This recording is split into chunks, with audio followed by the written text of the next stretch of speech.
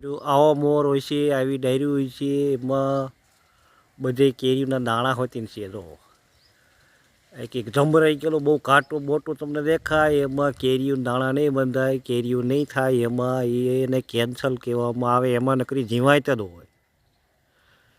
આવો મોર થાય એટલે એમાં કેરીઓ થાય. જો આ બધું છે દાણા સહિત કેરીઓ છે. આના પડખે ને પડખે દાળમાં આ જ દાળ, આ કેન્સલની દાળ છે. આ પછી કેરીની આમાં, પછી આ પડખે રહી પછી કેન્સરની. જો આવો રહ્યો એ રોગ કહેવાય એક રીતે.